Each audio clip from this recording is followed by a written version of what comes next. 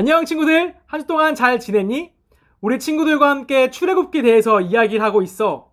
지난주 하나님께서 보여주신 10가지 재앙을 통해 파라오는 이스라엘 백성들에 대한 모든 것을 포기하였어. 그렇게 이스라엘 백성들은 애굽에서 나오게 되었지.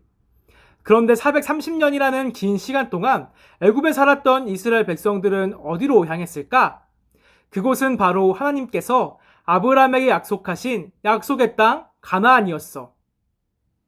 그런데 말이야, 우리 친구들, 그 당시에는 우리 친구들처럼 스마트폰이 있어서 경로 찾기를 통해 갈 수 있었던 것도 아니었고, 인터넷이나 유튜브를 통해 가나안 땅으로 가는 길 검색해서 찾아볼 수 있었던 것도 아니었어.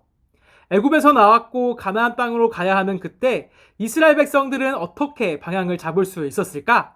성경에 보니 이렇게 나와 있어. 여호와께서 그들 앞에서 가시며 낮에는 구름 기둥으로 그들의 길을 인도하시고 밤에는 불 기둥을 그들에게 비추사 낮이나 밤이나 진행하게 하시니 낮에는 구름 기둥 밤에는 불 기둥이 백성 앞에서 떠나지 아니하니라. 아멘. 하나님께서는 이스라엘 백성들을 애굽에서 나오게 하셨을 뿐만 아니라 이스라엘 백성들이 가야 할 방향도 보여주셨어. 이스라엘 백성들보다 먼저 앞에 가시며 이스라엘 백성들이 잘 따라올 수 있도록 낮에는 구름 기둥으로 밤에는 불 기둥으로 가야 할 길을 보여주셨지. 애굽에서 가나안까지 가는 길은 결코 쉽지 않은 길이었어. 낮에는 더웠고 밤에는 무척 추웠어. 그래서 하나님께서는 구름 기둥으로 햇볕을 가려주셨고 밤에는 따뜻하게 걸어갈 수 있도록 불 기둥으로 지켜주셨어. 그렇게 이스라엘 백성들은 낮에는 구름 기둥으로 밤에는 불 기둥으로 하나님께서 인도하시는 대로 따라갔어. 그런데 가나안 땅으로 곧장 향하는 줄로만 알았던 그들이 도착했던 곳은 바로 홍해바다 앞 광야였어. 파라오는 이 기회를 놓치지 않았고 군대를 이끌고 이스라엘 백성들을 잡고자 하였어. 이스라엘 백성들이 자리를 잡은 곳은 앞에는 홍해바다였고 양옆은 높은 산이 있었어. 그들이 지나온 길목을 누가 막아선다면 이스라엘 백성들이 도망칠 곳은 전혀 없었어. 앞에는 홍해바다, 뒤에는 애굽 군대, 이스라엘 백성은 사람의 생각과 방법으로는 도저히 어찌할 수 없는 그야말로 아주 큰 위기를 맞닥뜨리게 된 거야. 바로 그때 이스라엘 백성들은 하나님께 부르짖었어.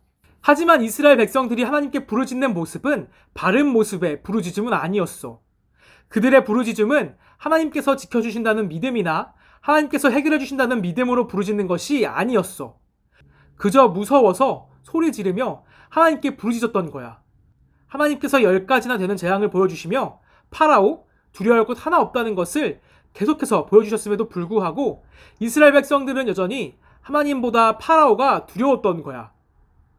하나님께서 이스라엘 백성들을 가나안 땅으로 인도하시겠다 하셨는데 구름 기둥과 불 기둥으로 그들이 가야 할 길을 보여주셨음에도 불구하고 이스라엘 백성들은 하나님의 약속을 믿지 못했어. 우리는 당시 이스라엘 백성들에게 하나님을 향한 믿음이 없었던 것을 알 수 있지. 히브리서에 보면은 이 믿음에 대해서 이렇게 말하고 있어. 믿음은 바라는 것들의 실상이요 보이지 않는 것들의 증거니 하고 말이야. 어려운 말처럼 보이지만 전도사님이 하나 문제를 내볼게. 자, 이 흰 배경 뒤에는 사과가 있어. 정말 사과가 있다니까 친구들. 전도사님을 믿는 친구들은 아, 사과가 있겠구나 생각할 거야. 하지만 전도사님을 믿지 못한 친구들은 에이, 사과가 어딨어, 아무것도 없지, 이렇게 말하겠지. 자, 흰 배경 뒤에는 사과가 있었어. 우리가 눈으로 보고 사과가 있다는 것을 확인하는 것을 믿음이라고 말할 순 없어. 사과가 있다는 그 사실을 확인한 것이었거든. 이스라엘 백성에게도 하나님께서 말씀하셨어. 구름 기둥과 불 기둥을 통해서 내가 너희들을 가나안 땅으로 인도하리라. 하지만 하나님을 믿지 못하는 백성들은 홍해 바다를 만나자마자 두려워하고 소리를 지르기 시작했어. 홍해 앞에 서 있던 이스라엘 백성들은 자신들에게 닥친 위급한 현실을 있는 그대로 두려워하며 떨 것이 아니라 오히려 더욱 하나님을 믿고 하나님의 말씀에 소망을 두었어야 했어. 수많은 사람들 중에 모세에게는 이와 같은 믿음이 있었지. 모세는 하나님께 기도했어. 하나님, 이제 어디로 가야 할까요? 하나님께서는 모세에게 홍해를 건널 수 있는 방법을 말씀해 주셨어. 하나님께서 말씀하신 방법은 나에게 부르짖지 말고 백성에게 앞으로 나아가라고 지시하라는 것이었어. 하나님께서 모세에게 되물으셨어. 너는 어찌하여 내게 부르짖느냐?